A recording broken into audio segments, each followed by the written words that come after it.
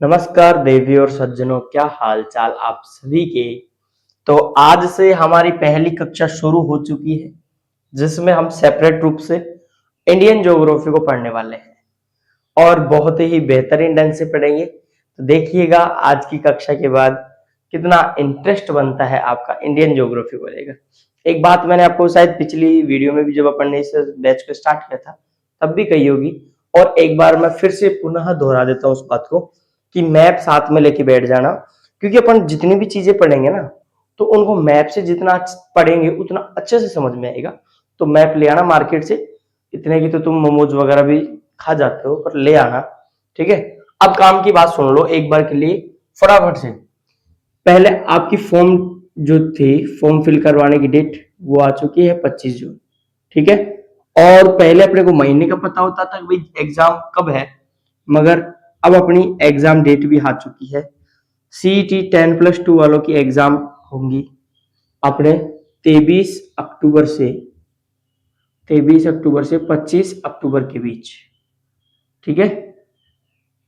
और वहीं ग्रेजुएशन वालों की होगी एग्जाम, वो होंगे अपने 1 दिसंबर से 3 दिसंबर के बीच, ठीक है, 2026 के बीच।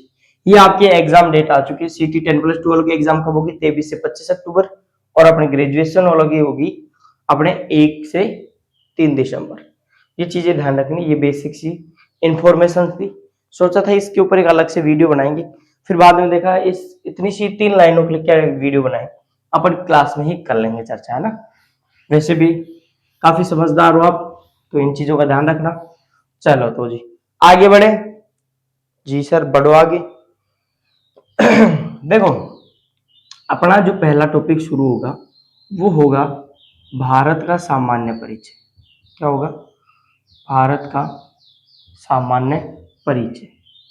अब सामान्य परिचय जिन लोगों ने सिलेबस नहीं देखा है उनकी तो कोई दिक्कत नहीं है, मगर जिन लोगों ने सिलेबस देख लिया वो एक बार ये कहेंगे कि सर जी सिलेबस में तो भारत का सामान्य परिचय है ही नहीं, भौतिक स्वरूप से परिचय अपना जो ज्योग्राफी है वो शुरू हो रही है। तो एक चीज ये है, अगर हमें किसी भी स्थान का सामान्य परिचय नहीं आएगा या उस स्थान की बेसिक नॉलेज नहीं होगी तो अपन उस क्षेत्र के बारे में कैसे पढ़ सकते हैं। इसी चीज को थोड़ा सा ध्यान में रख के हमें लगा कि पहले सामान्य परिचय करवाना जरूरी है। अगर सामान्य परिचय में जैसे आपको पता लग गया कि जो अपने राज्य हैं उनकी संख्या कितनी है, कौन सा राज्य कब बना, ठीक है, और केंद्र शासित प्रदेश कितने होते हैं, कौन सा केंद्र शासित प्रदेश हाल ही में बना है, किन 2 केंद्र शासित प्रदेशों को एक जगह कर दिया गया है, किस केंद्र शासित प्रदेश में सबसे ज्यादा जिले हैं, कितने राज्यों में फैले हुए हैं। तो इन सभी बातों पे अपन चर्चा करेंगे, तभी तो अपने को थोड़ी सी बेसिक नॉलेज विकसित होगी।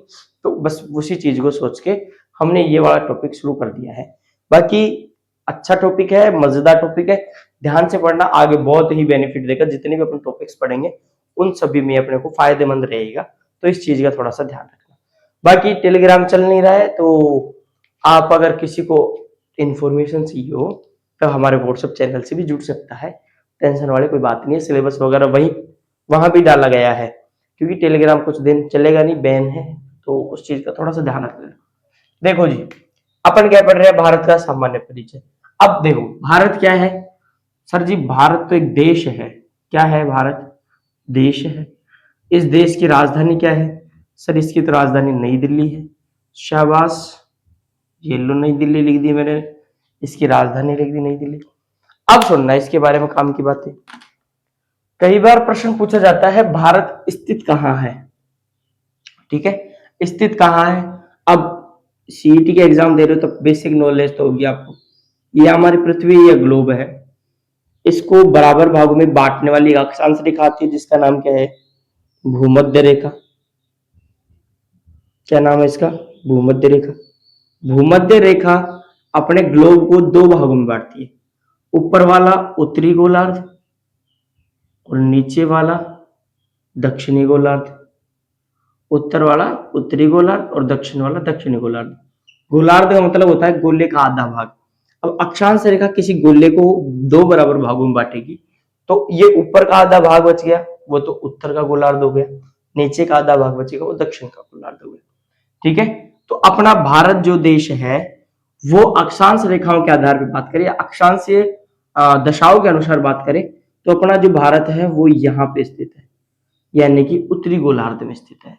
तो पहली चीज ध्यान रखनी है, पहला पॉइंट क्या है अपने सामने निकल के पहला पॉइंट क्या निकल के आया, अक्षांशीय विस्तार के आधार पे, विस्तार के आधार पे भारत कहाँ है, तो बताना उत्तरी गोलार्ध में।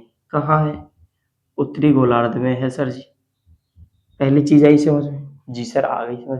अब देखना मैंने एक बार फिर से ये अपने पृथ्वी का एक रफ मैप ड्रॉ किया, तो इसमें क्या कहा, अब अपन किस आधार पे बात करें, किस किन बेसिस पे बात करें। ये अपनी पृथ्वी है तो नहीं फिर भी बन गई, चलो इसको अच्छे से बनाते हैं ना। ये लो जी, एक बार के लिए देख लो, ये पृथ्वी है, यहां से 0 डिग्री से एक रेखा गुजरती है जो कि अपने क्या है GMT, ग्रीनविच मेन टाइम, जिसे अपन कहते हैं क्या, देशांतर रेखा। क्या कहते हैं, देशांतर रेखा कहते हैं। ये अपनी अक्षांश रेखा थी जिसको अपन ने क्या कहा, भूमध्य रेखा, इक्वेटर लाइन, विषुवत रेखा।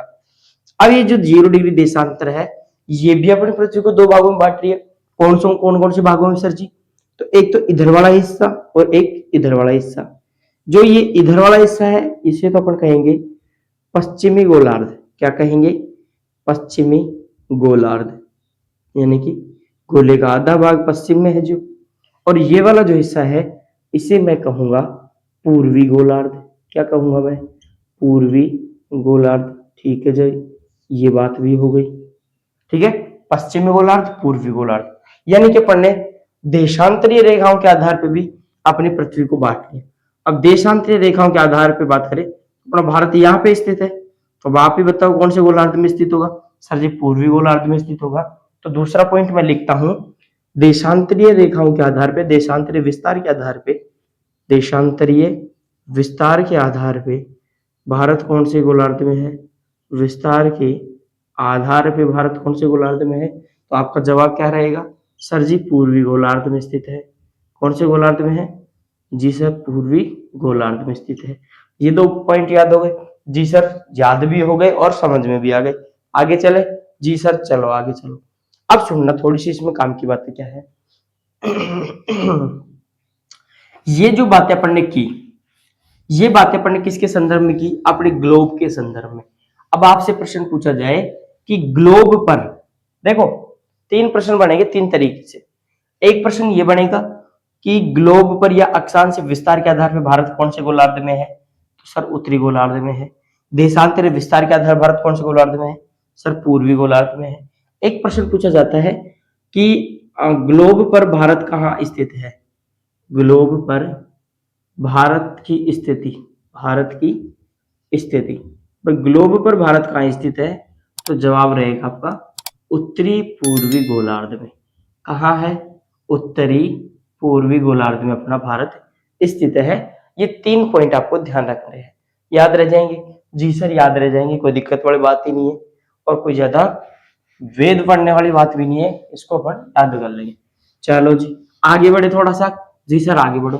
अब ग्लोब के बाद अपन कहाँ आएंगे, तो अपन आते हैं जो कि अपने विश्व का सबसे बड़ा महाद्वीप है, एशिया। प्रश्न आएगा कि अपना भारत जो है किस महाद्वीप में है, एशिया महाद्वीप में। और एशिया महाद्वीप में भी कहाँ पे स्थित है, तो ध्यान रखना दक्षिण मध्य भाग में स्थित है। कहाँ है, दक्षिण मध्य भाग में भारत स्थित है। और ये दक्षिण जो एशिया है उसका सबसे बड़ा देश है, दक्षिण एशिया का सबसे बड़ा देश कौन सा है, भारत है। ये चीजें अपने को ध्यान रखनी है। ठीक है, एशिया महाद्वीप में कहा है, दक्षिण मध्य भाग में स्थित है और दक्षिण एशिया का सबसे बड़ा देश भी अपना भारत ही है। ये चीज अपने को ध्यान रखनी है। इतनी चीजें ध्यान रखने के बाद एक चीज सामने निकल के आती है अपने, क्या निकल के आती है वो देखिए जी, भारत के कई बार उपनाम पूछा जाता है। क्या पूछा जाता है, उपनाम या अन्य नाम। अब आपसे भी पूछ ले भारत के उपनाम बताओ, तो भारत के पहले उत्तर में आर्य रहते थे। क्या रहते थे, आर्य समाज के लोग रहते थे जिसके कारण भारत का नाम पड़ा आर्यवर्त। और इन आर्यों का एक शक्तिशाली राजा हुआ जिसका नाम था भरत, और इस भरत के नाम पे भारत का नाम पड़ा भारतवर्ष। क्या पड़ा? भारतवर्ष। ठीक है। प्राचीन काल में जब अपन पुराणों की बात करते हैं तो भारत का नाम मिलता है अपने को जम्बू द्वीप। क्या मिलता है? जम्बू द्वीप नाम मिलता है। कहाँ पे मिलता है ये नाम? सर जी ये नाम मिलता है अपने पुराणों में। ठीक है। और इस नाम का सर्वाधिक प्रयोग कहाँ हुआ? तो ध्यान रखना, बौद्ध काल में इस नाम का सर्वाधिक प्रयोग किया गया या प्रयोग मिलता है। ठीक है। ये चीज अपने को इसमें ध्यान रखनी है। उसके बाद ईरानी जो लोग आए अपने भारत के अंदर, तो ईरानियों के द्वारा, किनके द्वारा? ईरानियों के द्वारा, ईरानियों के द्वारा, ईरानियों के द्वारा भारत का नाम पड़ता है हिंदुस्तान। क्या पड़ता है? हिंदुस्तान। अब सुनना इनकी कहानी क्या हुई थी। जो ईरानी थे, जो पर्शियंस थे, वो यहाँ पे अपने को पता है सिंधु नदी बहती है भारत के उत्तर में, तो सिंधु नदी को वो हिंदू नदी बोलते थे, यानी कि उनसे सै का उच्चारण नहीं होता था, तो वो सै का उच्चारण है के रूप में करते थे, और सिंधु नदी को वो क्या बोलते थे? हिंदू नदी। ऐसे ही सिंधु नदी के जो आसपास का क्षेत्र है उसको इन्होंने क्या कहा? हिंदुस्तान। ठीक है, क्योंकि सिंधु को ये क्या बोलते थे? हिंदू बोलते थे, तो हिंदू के आसपास का क्षेत्र हिंदुस्तान, तो ऐसे इसका नाम पड़ा क्या? हिंदुस्तान। ठीक है। उसके बाद यूनानी जो आते हैं, कौन आते हैं? यूनानी जो लोग आते हैं, यूनानियों के द्वारा नाम पड़ता है क्या? इंडिया। क्या पड़ता है? इंडिया। और ये इंडिया कहाँ से आया? तो ये इंडिया आता है इंडस शब्द से। किससे आता है? इंडस शब्द से ये इंडिया आता है, ये चीज ध्यान रखनी। अब इसकी कहानी भी सुन लो। जो यूनानी लोग थे वो सिंधु नदी को बोलते थे इंडस रिवर। क्या बोलते थे? Indus river. और इंडस के आसपास का क्षेत्र इंडिया। ठीक है, इंडिया, ये ध्यान रखना है। देखो, उपनाम क्या थे? आर्यवर्त। उत्तर भारत जो है अपना, जैसे मैं भारत का एक मैप बनाऊं यहाँ पे, तो ये अपना कुछ भारत ऐसे दिखता है। ठीक है, ये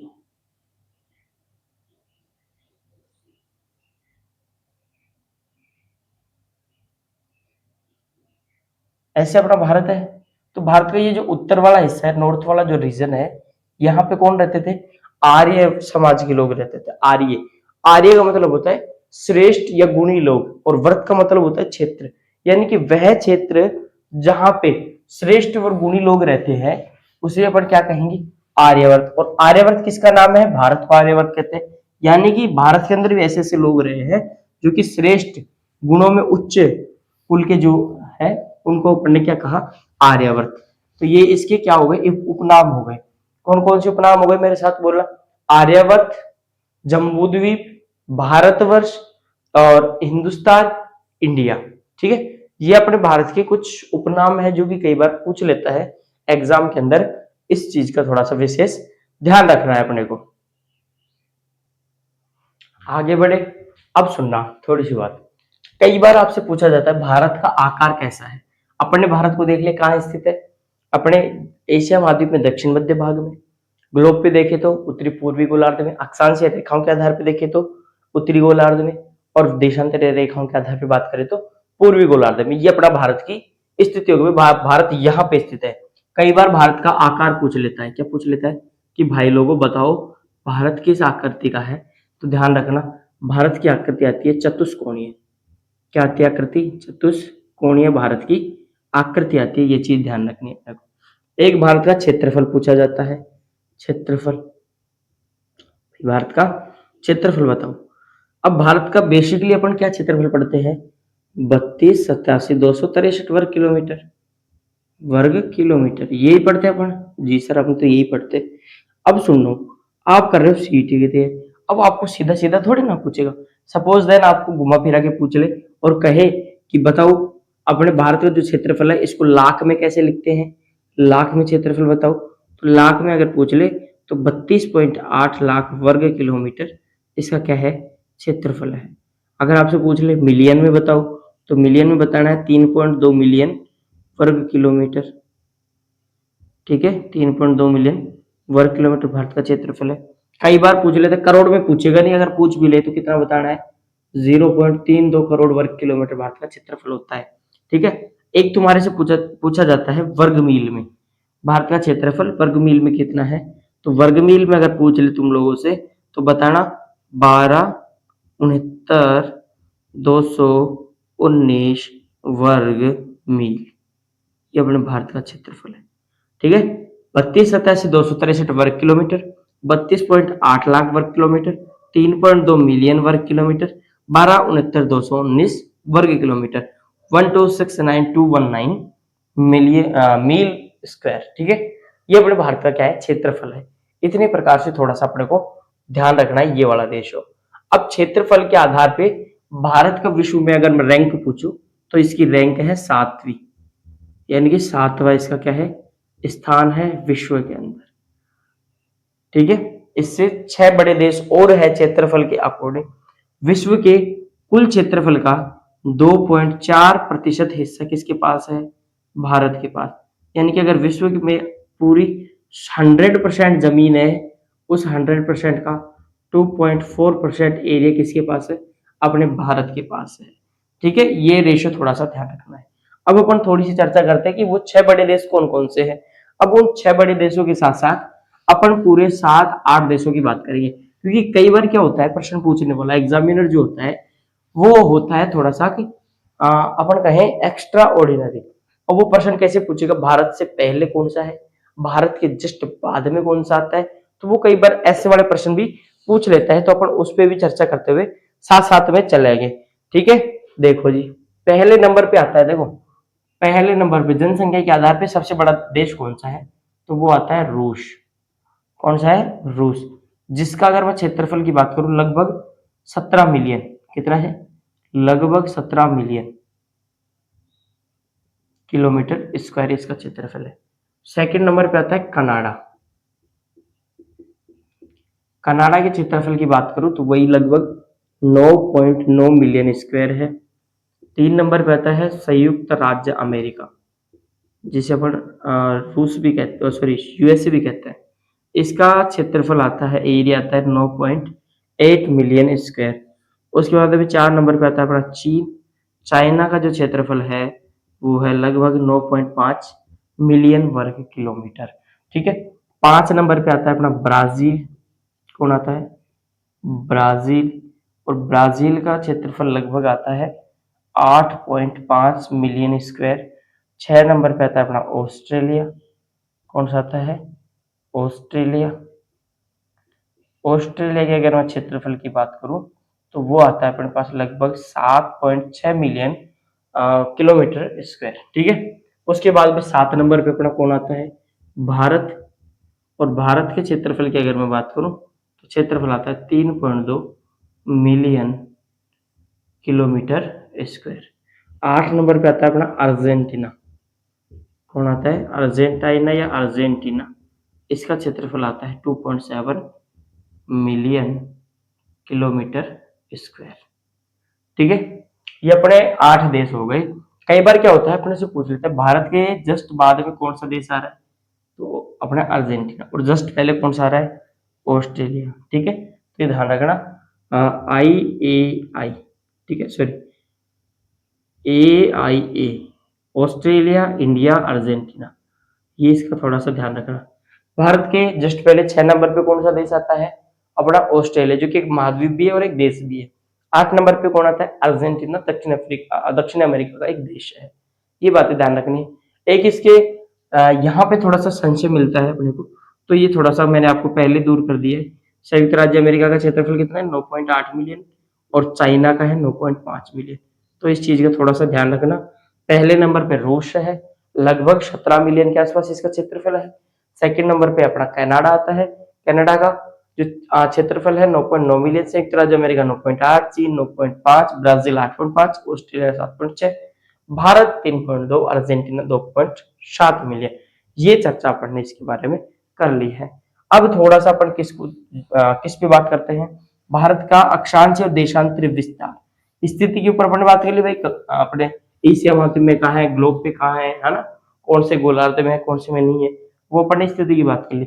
अब अपन थोड़ा सा भारत में क्या देखते हैं, विस्तार देखते हैं। क्या देखते हैं, एक्सटेंशन देखते हैं, भारत का विस्तार देखते हैं। जो अपना भारत है इसका विस्तार आता है ये वाला पॉइंट, ये वाला पॉइंट, ये तो है नॉर्थ पॉइंट और ये है साउथ, ये है अपना वेस्ट और ये है अपना ईस्ट। ठीक है, तो भारत जो है अपना शुरू होता है 8 डिग्री 4 मिनट उत्तरी अक्षांश से लेकर 37 डिग्री 6 मिनट उत्तरी अक्षांश तक स्थित है।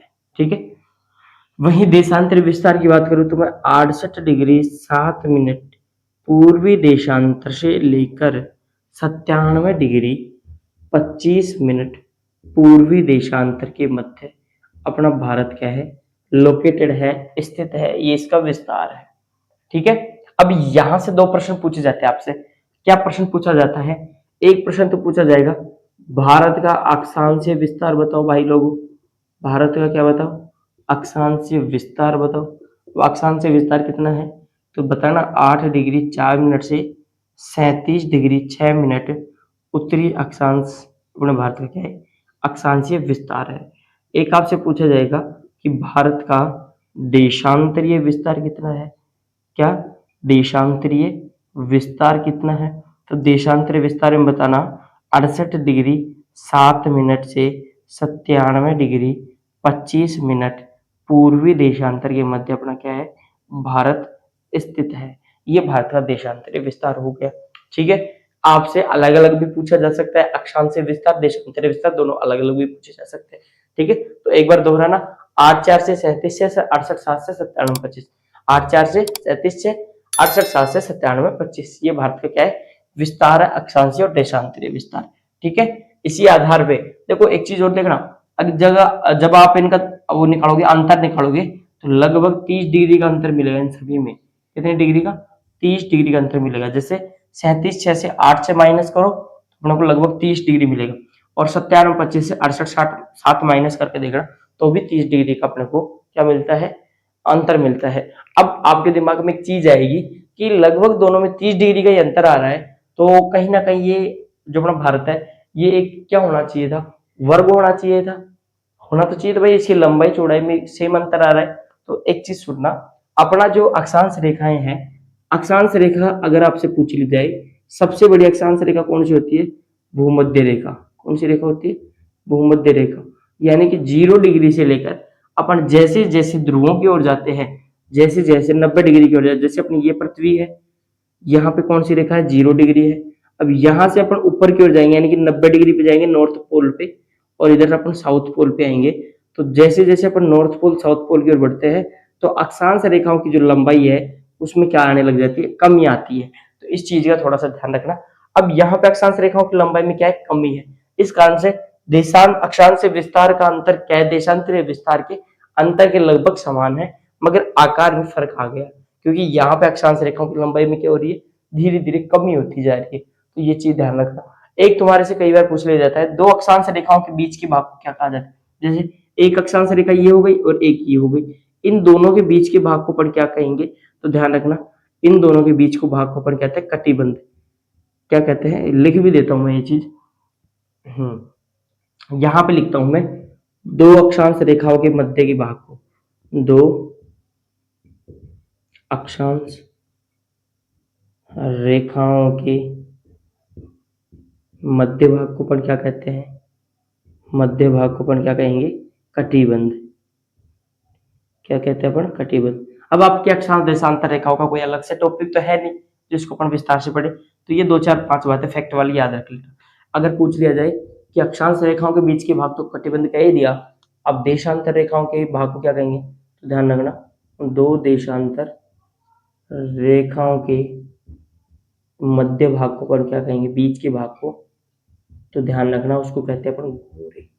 क्या कहेंगे, गोरे कहते हैं, गोरे। और इनके बीच लगभग 111 किलोमीटर का अंतर होता है, यानी कि इनके बीच की दूरी कितनी होती है, लगभग 111 किलोमीटर होती है। ये चीज भी अपने को ध्यान रखनी है।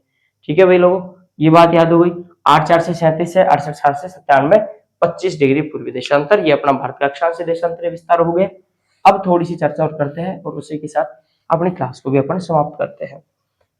हाँ, क्या है थोड़ी सी बात, चलिए देखते हैं।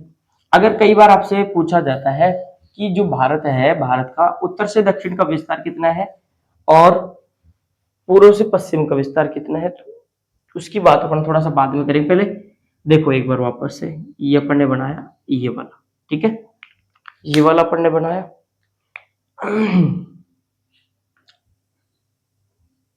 अभी अपन ने ये देखा, अभी अपन ने देखा यहाँ पे कौन सा था और यहाँ पे साउथ था, यहाँ पे वेस्ट और यहाँ पे ईस्ट, यही था जी सर, यही था। अब छोड़ो काम की बात, अपन ने देखा भाई 8 डिग्री 4 मिनट से शुरू होता है Bharat, 8 degree 4 minute north latitude से 37 डिग्री 6 मिनट नॉर्थ लैटिट्यूड तक अपना क्या है, भारत है। और इधर 68 डिग्री 7 मिनट ईस्ट लॉन्गिट्यूड से 97 degree 25 minute north sorry east longitude तक अपना भारत क्या है, लोकेटेड है। तो कहीं ना कहीं ये जो अपना बिंदु है, ये जो बिंदु है, इन पे कोई ना कोई स्थान तो स्थित होगा जिनका नाम रखा गया है, जहां से भारत शुरू हो रहा है, जहां से भारत खत्म हो रहा है, ठीक है। तो उनके नाम ध्यान रखना। 8 डिग्री 4 मिनट पे जो स्थान स्थित है उसका नाम है कन्याकुमारी। क्या नाम है, कन्याकुमारी, जो कि हमारे कहाँ है, तमिलनाडु के अंदर है, ठीक है। ये भारत का सबसे दक्षिणी बिंदु है, क्या है, भारत की मुख्य भूमि का सबसे दक्षिणी बिंदु है कन्याकुमारी। 37 डिग्री 6 मिनट पे आता है इंदिरा कोल, क्या आता है, इंदिरा कोल, जो कि लद्दाख में स्थित है। कहाँ स्थित है, लद्दाख में स्थित है, ये ध्यान रखना है। 68 पे स्थान आता है गुहार माता, क्या आता है, गुहार माता, ये कई बार मिल जाता है, गुहार मोता भी मिलता है क्या, ठीक है। ये कहाँ पे अपने गुजरात में है, ये ध्यान रखना। और 97-25 पे स्थान आता है कीबीथू, क्या आता है, कीबीथू, अरुणाचल प्रदेश के अंदर स्थित है, ये चीज अपने को ध्यान रखनी है, ठीक है। 8-4 पे कन्याकुमारी तमिलनाडु, 37-6 पे इंदिरा कोल लद्दाख में, 68-7 पे गुहार माता गुहार मोता गुजरात में, 97-25 पे कीबीथू अरुणाचल प्रदेश में, ये इसकी क्या है, बिंदु है। कई बार आपसे कन्याकुमारी का प्राचीन नाम या उपनाम भी पूछ लिया जाता है, तो इसका प्राचीन नाम है केप कुमोरिन, क्या है, केप कुमोरिन इसका अन्य नाम है, ये भी ध्यान रख लेना, ठीक है। ये चर्चा हो गई, ठीक है सर, हो गई चर्चा। तो इनके बारे में थोड़ी सी अपने को चीजें याद रखनी है कि किस पॉइंट पे कौन सा स्थान स्थित है, भारत कहाँ से शुरू होता है, कहाँ जाके ये खत्म हो जाता है, ठीक है। तो इतनी चर्चा हो गई, अपने क्लास जो है वो भी लगभग 30 मिनट आधे घंटे के आसपास पहुंच चुकी है, तो ज्यादा लंबी क्लास अपन भी करेंगे नहीं, ठीक है। अब समझो, ये तो अपन ने भारत के पॉइंट लिख लिए। एक बार यहाँ पे साइड में मैं लिखूं, यहाँ पे लिखता हूं, मैं इस साइड लिखता हूँ, ठीक है। कलर चेंज कर लेते मार्कर का। देखो, अगर आपसे पूछ ले भारत का उत्तरी बिंदु, क्या पूछे आपसे, भारत का उत्तरी बिंदु पूछ ले आपसे, तो क्या बताना है अपनों को, इंदिरा कोल, क्या बताना है, इंदिरा कोल। और इंदिरा कोल कहाँ पे है, तो इंदिरा कोल का ध्यान रखना लद्दाख में है।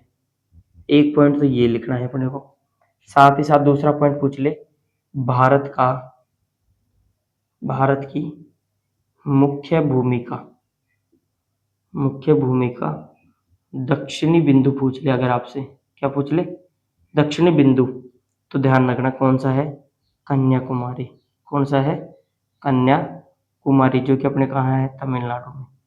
एक पॉइंट ध्यान रखना है, भारत का, भारत का पश्चिमी बिंदु, कौन सा बिंदु, पश्चिमी बिंदु, तो पश्चिमी बिंदु कौन सा है, ध्यान रखना गुहार माता गुजरात में, गुजरात में, ठीक है। और अंतिम बिंदु ध्यान रखना अपने को, भारत का, भारत का पूर्वी बिंदु, ठीक है। साथ ही साथ जो चीजें मैंने आपको समझाई है वो भी मैंने लिखवा भी दी आपको, है ना, तो इनको भी नोट डाउन करते हुए चलना है कि बीतू कहाँ पे अपने, सर जी ये है अरुणाचल प्रदेश में। ये 4 पॉइंट ध्यान रख रहे हैं अपने को, ठीक है। अब सुनना, बेसिक सी नॉलेज होगी आपको कि जो कन्याकुमारी है इसके बाद में यहाँ पे इस दिशा में अपने आता है बंगाल की खाड़ी, और इस और आता है पश्चिम की ओर अरब सागर। बंगाल की खाड़ी में एक द्वीप समूह आता है अंडमान निकोबार द्वीप समूह। उस अंडमान निकोबार द्वीप समूह में जैसे मान के चलो यहाँ पे अंडमान निकोबार द्वीप समूह है, तो उस अंडमान निकोबार द्वीप समूह के अंदर अंतिम जो द्वीप आता है अपना, अंतिम जो द्वीप आता है, ये भी अपने भारत का हिस्सा है। तो कहीं ना कहीं इसका अंतिम बिंदु भी अपना ही अंतिम बिंदु है। तो कई बार प्रश्न पूछा जाता है भारत का दूरस्थ दक्षिणतम बिंदु कौन सा है, तो वो भी ध्यान रखना। ठीक है, यहाँ पे एक बिंदु आता है, ये लो जी, जो कि कितने डिग्री अक्षांश पे आता है, 6 डिग्री 4 मिनट पे, 6 डिग्री 4 मिनट उत्तरी अक्षांश पे एक बिंदु स्थित है जिसका नाम है इंदिरा पॉइंट। क्या नाम है इसका? इंदिरा पॉइंट। इंदिरा पॉइंट इसका नाम है, ये ध्यान रखना। और स्थित कहाँ पे है इंदिरा पॉइंट? अंडमान निकोबार में तो है ही। अंडमान निकोबार का भी एक द्वीप आता है जिसका नाम है ग्रेट निकोबार। क्या नाम है इसका? ग्रेट निकोबार द्वीप पे ये स्थित है। तो एक पॉइंट ये ध्यान रखना है अपने को। पॉइंट मैं यहाँ पे लिखता हूँ, इसको मिटा देता हूँ, भारतीय सामान्य परिचय को मैं मिटा देता हूँ, है ना। और ये पॉइंट मैं यहाँ पे लिखता हूँ, इंपोर्टेंट वाला पॉइंट है, भारत का दूरस्थ दक्षिणी बिंदु, दूरस्थ दक्षिणी बिंदु कौन सा है? तो अपने को ध्यान रखना है कौन सा, वो इंदिरा पॉइंट। उत्तरी बिंदु इंदिरा बोलता है और दक्षिणी पॉइंट, जो दक्षिणी बिंदु है इंदिरा पॉइंट है, जो कि कहाँ पे स्थित है? अंडमान निकोबार के भी ग्रेट निकोबार द्वीप समूह, ग्रेट निकोबार द्वीप समूह में स्थित है। अब इसके बारे में ध्यान रखना, 2004 में सुनामी के कारण ये क्या हो गया? जलमग्न हो गया है। क्या हो गया है? जलमग्न हो चुका है। ये बात भी अपने को इसमें ध्यान रखनी है। ठीक है, अपन ने भारत के जो जितने भी पॉइंट थे उनके बारे में बात कर ली। भारत की मुख्य भूमि का दक्षिणी बिंदु कौन सा है? तो कन्याकुमारी है। और दूरस्थ दक्षिणी बिंदु कौन सा है? तो ध्यान रखना 6 डिग्री 4 मिनट उत्तरी अक्षांश पे इंदिरा पॉइंट है, जो कि ग्रेट निकोबार में स्थित है। सबसे पश्चिम में तो गुहार माता 68 पे स्थित है, और पूर्व में है 9725 पे कीबीथु। उसके बाद में उत्तर में कौन सा है? इंदिरा कोल लद्दाख के अंदर स्थित है। ये बातें अपने को इसमें ध्यान रखनी है। तो क्लास कैसी लगी, जो आपको कंटेंट दिया गया है वो कंटेंट कैसा लगा, और अगर आपका कोई डाउट है, कोई प्रश्न है, तो आप कमेंट में जरूर पूछ सकते हैं।